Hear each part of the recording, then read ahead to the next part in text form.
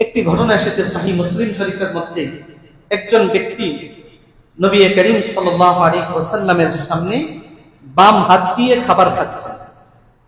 কোন হাত দিয়ে? কোন হাত দিয়ে? কোন হাত দিয়ে খাওয়া সুন্নত? আর বাম হাত দিয়ে খাওয়া এটা হলো শয়তানের সুন্নত। কার সুন্নত? না হয় হাদিস আমাদেরকে শুনতে হবে, না হয় বলবেন যে সব খালি আজকে শয়তানের যুক্তি আর শয়তানের সুন্নত। না না, আল্লাহ নবী তিনি বলেছেন যে তোমরা যখন খাবে ডান হাত দিয়ে খাও, আর যখন পান করবে তখন বাম হাত দিয়ে পান করো। কেননা শয়তান সে বাম হাত দিয়ে খায়, বাম হাত দিয়ে পান করে। তাহলে বাম হাত দিয়ে খাওয়া এটা কার সুন্নত? শয়তানের সুন্নত।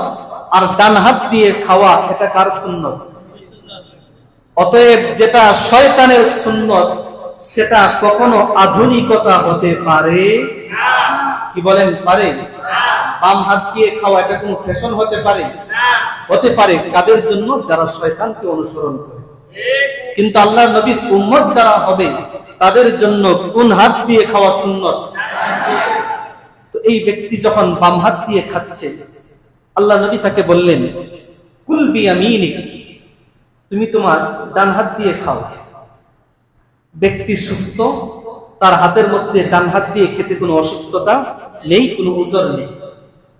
সাথে সাথেই সে মুখের উপর আল্লাহ নবীকে জবাব দিয়ে বলল লা আস্তাতিউ।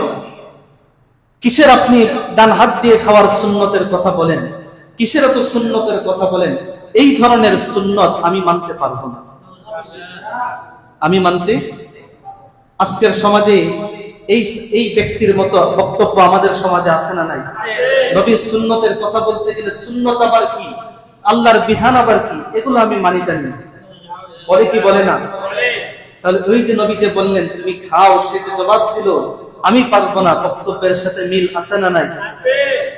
আল্লাহ নবী সুস্থ হওয়ার পরও সে যেহেতু অহংকার করলো, বাম হাত দিয়ে খাওয়াটাকে অনেক বরত্ব মনে করলো, আল্লাহ নবী তাকে বললেন লাস্তাতা'তা মা মানাহু ইল্লাল কিবর। এই ব্যক্তিকে ডান হাত দিয়ে খেতে বাধা দিয়েছিল তার অহংকার। কি? যে আমি বাম হাত দিয়ে খাবো না ডান হাত দিয়ে খাবো সেটা আমার বিষয়। এখানে আবার আল্লাহর বিধান কি, নবীর সুন্নত কি? আমি আমার বাম হাত দিয়ে খাবো, কে কি করবে? হাত কার? আমার। এখন আমারটা আমি যেভাবে ইচ্ছে খাবো। তার ডান হাত দিয়ে খাওয়ার ক্ষেত্রে একমাত্র বাধা ছিল কি? অহংকার। আল্লাহ নবী বলেন কিয়ামত পর্যন্ত যদি তুমি জীবিত থাকো, মৃত্যু পর্যন্ত তুমি আর কখনো ডান হাত দিয়ে খেতে পারবে না। কে বদদুয়া করেছেন? নবীজি। হাদিস শরীফের মধ্যে এসেছে রহমতের নবী তিনি সাধারণত বদদুয়া তিনি করতেন, যারা তাকে মারত, শরীর থেকে রক্ত প্রবাহিত করত, তাদের জন্য আল্লাহ নবী দোয়া করতেন যে আল্লাহ তারা বুঝে না, তাদেরকে মাফ করে দিন। কিন্তু আল্লাহ ওই রহমতের নবী হয়েও তার জন্য বদদুয়া করলেন, তুমি পারবে না। আল্লাহর নবীর বদদুয়া কবুল হয়ে গিয়েছে। হাদিস শরীফের মধ্যে এসেছে ফামা ওয়াকাআহা ইলা ফি, যতদিন জীবিত ছিল এই ডান হাত আর সে মুখে তোলার ক্ষমতা তার ছিল না, ক্ষমতা তার ছিল না।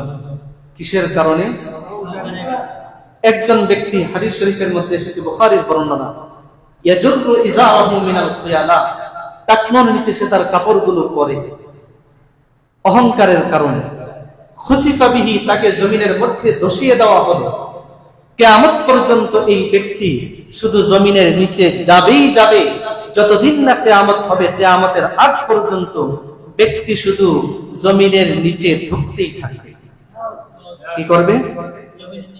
জমিনের নিচে ঢুকতেই থাকবে। অপরাধ কি? অহংকার বশত টাকনুর নিচে কাপড় পরিধান করা। তো এই অহংকার থেকে আমাদের অন্তরকে পরিষ্কার রাখতে হবে, মুক্ত রাখতে হবে। সত্যের ব্যাপারে কোনো বাধা নয়, সত্যের ব্যাপারে কোনো প্রতিহত করা নয়, সত্যের ব্যাপারে বিনয়ের সাথে মেনে নিতে হবে, যদিও সেটা আমার উপরে যায়। আর আল্লাহর কোন সৃষ্টিজীবকে, মাখলুককে ছোট বলে তুচ্ছ তাচ্ছিল্য করাও যাবে না।